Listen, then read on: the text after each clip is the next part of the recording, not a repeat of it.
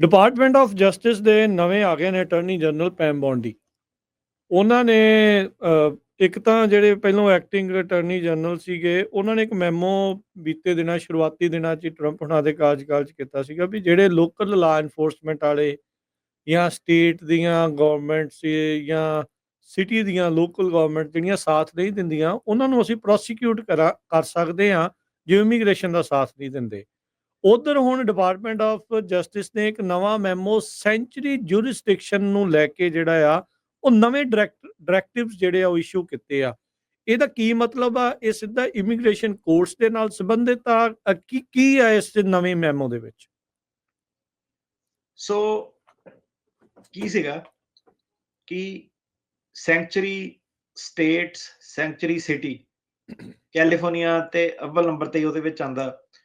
ਇਹਦੇ ਵਿੱਚ ਕੀ ਸੀਗਾ ਕਿ ਉਹ ਕਹਿੰਦੇ ਕਿ ਪੁਲਿਸ ਨੇ ਕਿ ਇਮੀਗ੍ਰੈਂਟਸ ਨੂੰ ਨਹੀਂ ਟਾਰਗੇਟ ਕਰਨਾ, ਭਾਵੇਂ ਤੁਹਾਨੂੰ ਪਤਾ ਵੀ ਆ ਤੁਹਾਡੇ ਮੂਹਰੇ ਹੀ ਕੱਚਾ ਬੰਦਾ ਘੁੰਮ ਰਿਹਾ, ਉਹਨੂੰ ਟਾਰਗੇਟ ਨਹੀਂ ਕਰਨਾ। ਇਹਨੂੰ ਕਹਿੰਦੇ ਆ ਸੈਂਚੁਰੀ ਸਟੇਟ, ਹੈ ਨਾ, ਸੈਂਚੁਰੀ ਜੁਰਿਸਡਿਕਸ਼ਨ। ਸੋ ਜਿਹੜੀ ਫੈਡਰਲ ਗਵਰਨਮੈਂਟ ਆ, ਹੁਣ ਜਿਹੜਾ ਟਰੰਪ ਵਰਗਾ ਬੰਦਾ ਆ ਕੇ ਕਹਿੰਦਾ ਇਮੀਗ੍ਰੈਂਟਾਂ ਨੂੰ ਟੰਗਣਾ, ਉਹਨੂੰ ਸਭ ਤੋਂ ਵੱਡਾ ਚੈਲੰਜ ਇਹੀ ਹੈਗਾ ਕਿ ਬੰਦਾ ਤੇ ਸੈਂਚੁਰੀ ਸਟੇਟ 'ਚ ਲੁਕਿਆ ਹੋਇਆ, ਉੱਥੇ ਉਹਨੂੰ ਕੋਈ ਰਿਸੋਰਸ ਹੀ ਨਹੀਂ ਮਿਲਦੇ, ਐਨਫੋਰਸਮੈਂਟ ਨਹੀਂ ਕੋਈ ਮਿਲਦੀ। ਜਿੱਦਾਂ ਤੁਸੀਂ ਕਿਹਾ ਕਿ ਇੰਨੇ ਬੰਦੇ ਕਿੱਦਾਂ ਲੈ ਕੇ ਆਊਗੇ, ਠੀਕ ਹੈ। ਜੇ ਹੁਣ ਸਟੇਟ ਕਹਿ ਦਈਏ ਕੈਲੀਫੋਰਨੀਆ ਦੇ ਕਿ ਨਹੀਂ ਆਪਾਂ ਕੋਈ ਪੁਲਿਸ ਵਾਲਾ ਨਹੀਂ ਦੇਣਾ, ਕੁਝ ਨਹੀਂ ਕਰਨਾ, ਤੇ ਫਿਰ ਕੀ ਕਰਨਗੇ ਟਰੰਪ ਸਾਹਿਬ, ਹੈ ਨਾ। ਸੋ ਉਹਨੇ ਹੁਣ ਇਹ ਚੀਜ਼ ਨੂੰ ਕਿ ਆਪਾਂ ਇਹਨੂੰ ਟਾਰਗੇਟ ਕਿੱਦਾਂ ਕਰਨਾ, ਆਪਾਂ ਇਹ ਸਟੇਟਸ ਨੂੰ ਪਨਿਸ਼ ਕਰਨਾ। ਪਨਿਸ਼ ਹੁਣ ਕਿੱਦਾਂ ਹੋ ਸਕਦਾ? ਸਭ ਤੋਂ ਸੌਖਾ ਜਿਹੜਾ ਪਨਿਸ਼ ਹੋਣ ਦਾ ਤਰੀਕਾ ਹੈਗਾ ਕਿ ਫੰਡਿੰਗ ਜਿਹੜੀ ਉਹਨਾਂ ਦੀ ਰੋਕ ਦਿਓ, ਫੈਡਰਲ ਫੰਡਸ ਜਿਹੜੇ ਉਹਨਾਂ ਦੇ ਰੋਕ ਦਿਓ, ਪੌਜ਼ ਕਰ ਦਿਓ। ਇਹਨਾਂ ਦੇ ਵਿੱਚ ਇਹਨਾਂ ਨੇ 4-5 ਜਿਹੜੀਆਂ ਹਦਾਇਤਾਂ ਦਿੱਤੀਆਂ। ਸਭ ਤੋਂ ਪਹਿਲੀ ਜਿਹੜੀ ਇਹਨਾਂ ਦੀ ਚੀਜ਼ ਆ ਕਿ ਫੰਡਿੰਗ ਸਟੇਟ ਦੀ ਜਾਂ ਸਿਟੀ ਦੀ ਕਿਸੇ ਦੀ ਵੀ ਫੈਡਰਲ ਫੰਡਿੰਗ ਸਾਰੀ ਜੇ ਐਂਡ ਕਰ ਦਿਓ, ਜੇ ਉਹ ਸਾਡੇ ਨਾਲ ਕੋਆਪਰੇਟ ਨਹੀਂ ਕਰਦੇ। ਤੇ ਬੇਸਿਕਲੀ ਜਿਹੜਾ ਉਹ ਕਹਿੰਦੇ ਆ ਕਿ ਫੈਡਰਲ ਲਾਅ ਸਿੱਧੇ ਸਿੱਧੇ ਕਹਿੰਦਾ ਕਿ ਜਿਹੜੀ ਸਟੇਟਸ ਹੈਗੀਆਂ ਵਾ, ਸੈਂਚੁਰੀ ਸਿਟੀਜ਼ ਹੈਗੀਆਂ ਵਾ, ਉਹ ਕੋਈ ਵੀ ਇਦਾਂ ਦਾ ਲਾਅ ਜਾਂ ਕੋਈ ਇਦਾਂ ਦੀ ਪ੍ਰੈਕਟਿਸ ਨਹੀਂ ਕਰ ਸਕਦੇ ਜਿਹਦੇ ਕਰਕੇ ਕਿ ਉਹ ਇਲੀਗਲ ਬੰਦੇ ਨੂੰ ਜਾਂ ਜਿਹਦੇ ਕੋਲ ਸਟੇਟਸ ਨਹੀਂ ਹੈਗਾ ਉਹਨੂੰ ਉਹ ਸ਼ਰਨ ਦੇਣ। ਤੇ ਉਹ ਕਹਿੰਦੇ ਕਿ ਆਪਾਂ ਸਿੱਧੇ ਸਿੱਧੇ ਜਾ ਕੇ ਜਿਹੜਾ ਸੈਂਚੁਰੀ ਜੁਰਿਸਡਿਕਸ਼ਨ ਸੀਗੇ ਸਾਰੇ ਦੇ ਸਾਰੇ ਟਾਰਗੇਟ ਕਰਨੇ ਆ ਜਿਹੜੇ ਸਾਨੂੰ ਬਿਆਨ ਦੇ ਰਹੇ ਆ, ਹੁਣ ਆਪਾਂ ਤੁਹਾਡੇ ਨਾਲ ਕੋਆਪਰੇਸ਼ਨ ਨਹੀਂ ਕਰਨੀ। ਉਤੋਂ ਵੀ ਜਿਹੜੀ ਬੈਟਰ ਚੀਜ਼ ਉਹ ਕਹਿੰਦੇ ਇਹ ਹੈ ਕਿ ਆਪਾਂ ਉਹਨਾਂ ਨੂੰ ਇੱਕ ਹਦਾਇਤਾਂ ਭੇਜਣੀਆਂ, ਉਹਨੂੰ ਕਹਿੰਦੇ ਆ ਸਰਟੀਫਾਈ ਕੰਪਲਾਇੰਸ, ਕਿ ਤੁਸੀਂ ਸਰਟੀਫਾਈ ਕਰੋ ਕਿ ਤੁਸੀਂ ਕੰਪਲਾਇੰਸ ਕਰੋਗੇ ਜੇ ਆਪਾਂ ਤੁਹਾਡੇ ਛਾਪਾ ਮਾਰੀਏ।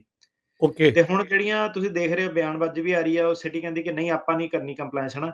ਸੋ ਜਿਹੜਾ ਨੇ ਵੀ ਉਹ ਸਰਟੀਫਿਕੇਸ਼ਨ ਰਿਫਿਊਜ਼ ਕਰਤੀ ਕਿ ਨਹੀਂ ਆਪਾਂ ਨਹੀਂ ਕੰਪਲਾਈ ਕਰਨਾ, ਜਾਂ ਜਦੋਂ ਛਾਪਾ ਮਾਰਨ ਜਾਂਦੇ ਆ ਤੇ ਉਹ ਆਪਣੇ ਰਿਸੋਰਸਿਸ ਨਹੀਂ ਦਿੰਦੇ ਆ, ਤੇ ਉਹ ਕਹਿੰਦੇ ਕਿ ਇਹਨਾਂ ਦੀ ਸਾਰੀ ਫੰਡਿੰਗ ਤੇ ਗ੍ਰਾਂਟ ਜਿਹੜੀ ਇਹਨਾਂ ਦੀ ਕੱਟ ਕਰੋ, ਸਾਰੀ ਚੀਜ਼ਾਂ ਜਿਹੜੀਆਂ ਪੌਜ਼ ਕਰੋ ਅਗਲੇ 60 ਦਿਨਾਂ ਲਈ। ਹੁਣ ਕੀ ਹੋਊਗਾ?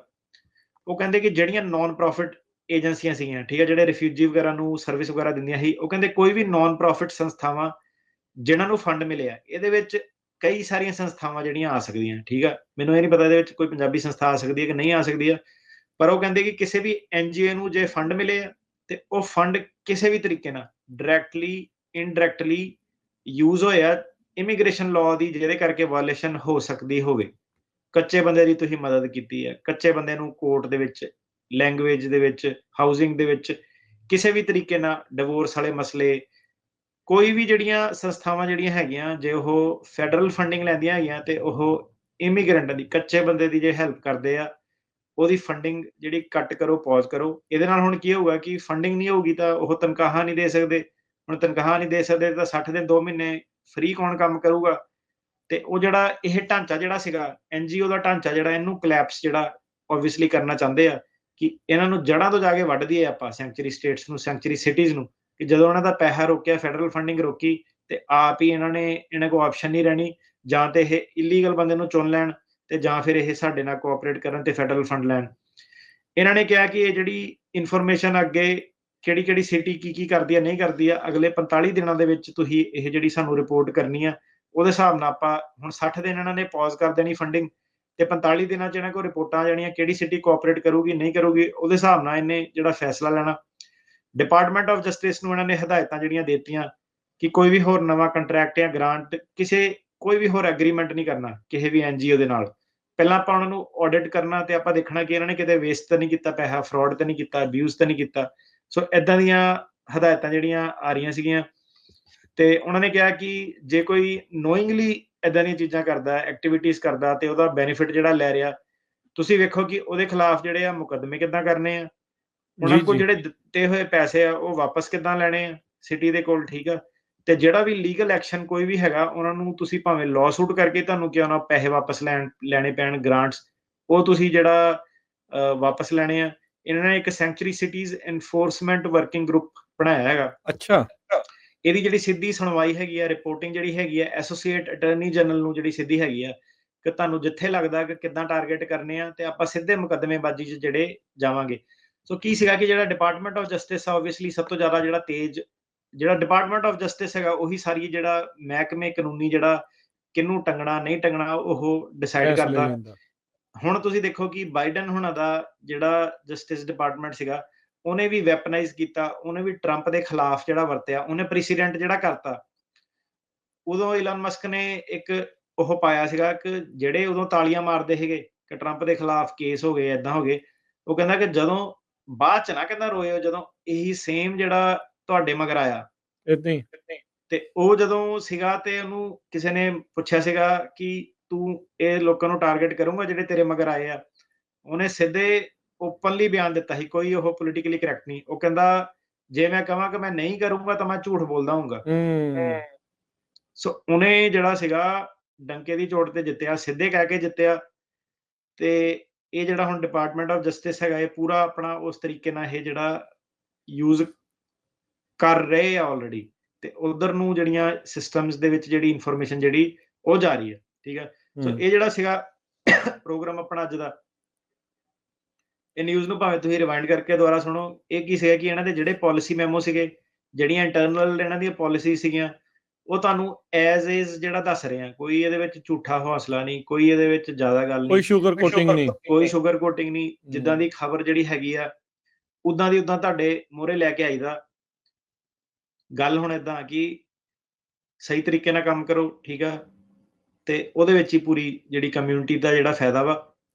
ਹੂੰ। ਤੇ ਜਿਹੜਾ ਫਰਾਡ, ਕਹਾਣੀਕਾਰ, ਪੈਕੇਜ ਪੁਕੇਜ ਵਾਲੇ ਹੈਗੇ, ਇਹ ਸਾਰੀ ਕਮਿਊਨਿਟੀ ਨੂੰ ਥੱਲੇ ਸੁੱਟੂਗੇ। ਤੁਹਾਨੂੰ ਇਹ ਪਤਾ ਕਿ ਮੈਂ ਸਹੀ ਗੱਲ ਕਹਿ ਰਿਹਾ। ਆਰਕੇਕੇ ਜਿਹੜਾ ਐਕਚੁਅਲ ਦੇ ਵਿੱਚ ਫਾਈਟ ਕਰਕੇ 9 ਸਰਕਟ ਦੇ ਵਿੱਚ ਜਿੱਤਣ ਵਾਲੀ ਸਾਡੀ ਫਰਮ ਸੀਗੀ, ਜਿਹੜੇ ਢਾਂਚੇ ਜਿਹੜੇ ਸੀਗੇ, ਜਿਹਦੇ ਕਰਕੇ ਆਲਰੇਡੀ ਪਹਿਲਾਂ ਆਰਕੇਕੇ ਹਥਿਆਰ ਵਰਤਿਆ ਜਾਂਦਾ ਸੀਗਾ, ਤੁਹਾਡੇ ਸਾਰੇ ਦੇ ਕੇਸਾਂ ਦੇ ਵਿੱਚੋਂ ਦੀ ਉਹ ਪ੍ਰੋਬਲਮ ਜਿਹੜੀ ਦੂਰ ਕਰਨ ਵਾਲੀ ਸਾਡੀ ਫਰਮ ਸੀਗੀ, ਠੀਕ ਆ। ਸੋ ਸਿਰਫ ਗੱਲਾਂ ਨਹੀਂ ਹੈਗੀਆਂ ਸਾਡੇ ਪੱਲੇ, ਕਰਕੇ ਜਿਹੜਾ ਦਿਖਾਈਦਾ। ਕਮਿਊਨਿਟੀ ਵਾਈਡ ਜਿਹੜਾ ਹੈਗਾ, ਠੀਕ ਆ, ਆਪਣੇ ਕਲਾਇੰਟ ਦੀ ਹਰੇਕ ਬੰਦਾ ਮਦਦ ਕਰਦਾ, ਠੀਕ ਆ, ਹਰੇਕ ਬੰਦਾ ਵੀਡੀਓ ਬਣਾ ਸਕਦਾ ਹੈਗਾ, ਕੋਈ ਉਹਦੇ ਵਿੱਚ ਉਹ ਨਹੀਂ। ਪਰ ਗੱਲ ਜਿਹੜੀ ਹੈਗੀ ਕਿ ਕਮਿਊਨਿਟੀ ਨੂੰ ਦੇਣ ਕੀ ਹੈਗੀ ਹੈ, ਇਹ ਮੈਂ ਅਕੰਪਲਿਸ਼ ਕੀਤਾ 4 ਸਾਲਾਂ ਦੇ ਵਿੱਚ। ਸੋ 30 35 40 ਸਾਲ ਦੇ ਵਿੱਚ ਵੀ ਬੰਦਾ ਕਵੇ ਕਿ ਮੈਂ ਏਦਾਂ ਦਾ ਕੋਈ ਕਰ ਦਵਾਂ ਕਿ ਜਿਹੜਾ ਗੇਮ ਚੇਂਜਰ ਹੋ ਜਾਵੇ, ਕਿ ਔਨ ਹੋਲ ਕਮਿਊਨਿਟੀ ਨੂੰ ਜਿਹੜਾ ਬੈਨੀਫਿਟ ਹੋ ਜਾਵੇ, ਉਹ ਮੈਨੂੰ ਸਬੱਬ ਜਿਹੜਾ ਬਣਿਆ ਪੰਜਾਬੀ ਰੇਡੀਓ ਦੇ ਥਰੂ ਬਣਿਆ, ਤੁਹਾਡੇ ਸਾਰਿਆਂ ਦੇ ਜੁੜਨ ਕਰਕੇ ਬਣਿਆ। ਕਿ ਠੀਕ ਹੈ ਕਿ ਮੰਚ ਸੀਗਾ, ਉੱਤੇ ਆਏ ਤਾਂ ਤੁਹਾਡੇ ਮੂਹਰੇ ਪੇਸ਼ਕਸ਼ ਹੋਈ, ਤਾਂ ਤੁਹਾਨੂੰ ਜਿਹੜਾ ਮੈਸੇਜ ਪਹੁੰਚਿਆ ਕਿ ਯਾਰ ਇਹ ਵੀ ਇੱਕ ਵਕੀਲ ਆ ਗਿਆ ਵਾ, ਟੈਕਨੀਕੈਲਿਟੀ ਤੇ ਗੱਲ ਕਰਦਾ, ਕਹਾਣੀਕਾਰ ਢਾਂਚਾਕਾਰਾਂ ਵਾਂਗੂ ਨਹੀਂ ਹੈਗਾ। ਜੀ। ਉਹ ਚੀਜ਼ਾਂ ਨਾਲ ਜਦੋਂ ਪਹੁੰਚੇ ਆਰਕੇਕੇ, ਤੇ ਤਾਂ ਕਰਕੇ ਆਰਕੇਕੇ ਸੋਲਵ ਹੋਇਆ। ਜਿਹੜੇ ਜਿਹੜੇ ਬੰਦੇ ਆਰਕੇਕੇ ਬਣਾਉਂਦੇ ਸੀਗੇ, ਠੀਕ ਆ, ਜਿਹੜੇ ਕਿ ਸਾਰੇ ਜਾਣੇ ਜਿਹੜੇ ਆਰਕੇਕੇ ਬਣਾਉਂਦੇ ਸੀਗੇ, ਉਹਨਾਂ ਨੇ ਆਰਕੇਕੇ ਸੋਲਵ ਨਹੀਂ ਕੀਤਾ, ਕਿਉਂਕਿ ਉਹਨਾਂ ਨੇ ਆਰਕੇਕੇ ਬਣਾਇਆ ਵਾ। ਉਹ ਆਰਕੇਕੇ ਸੋਲਵ ਕਿਉਂ ਨਹੀਂ ਕਰ ਸਕਦੇ ਹੈਗੇ? ਕਿਉਂਕਿ ਆਰਕੇਕੇ ਸੋਲਵ ਕਰਨ ਲਈ ਪਹਿਲਾਂ ਤੁਸੀਂ ਪ੍ਰੋਬਲਮ ਤਾਂ ਦੇਖੋ ਕੀ ਹੈਗੇ ਆ। ਜੇ ਤੁਸੀਂ ਖੁਦ ਪ੍ਰੋਬਲਮ ਹੈਗੇ, ਤੁਸੀਂ ਕਿੱਦਾਂ ਪ੍ਰੋਬਲਮ ਨੂੰ ਸੋਲਵ ਕਰੋਗੇ? ਜੀ। ਸੋ ਹੁਣ ਇਹ ਹੈ ਕਿ ਇਸ ਵੇਲੇ ਆਪਣੀ ਕਮਿਊਨਿਟੀ ਦੇ ਉੱਤੇ ਬੜੀ ਵੱਡੀ ਇੱਕ ਪ੍ਰੋਬਲਮ ਜਿਹੜੀ ਉਹ ਲਟਕ ਰਹੀ ਹੈ। ਉਹ ਪ੍ਰੋਬਲਮ ਇਹ ਹੈਗੀ ਆ ਕਿ ਹੂੰ। ਜਿਹੜਾ, ਇਹ ਵੀ ਦੇਖੋ ਸਿੱਧੀ ਗੱਲ ਆ, ਤੁਹਾਡੇ ਨਾਲ ਡਾਇਰੈਕਟ ਜਿਹੜੀ ਗੱਲਬਾਤ ਹੈਗੀ ਆ, ਠੀਕ ਆ, ਭਾਵੇਂ ਬੰਦੇ ਕੋਈ ਮਚਣ ਭਾਵੇਂ ਨਾ ਮਚਣ, ਡਜ਼ ਨਾਟ ਮੈਟਰ।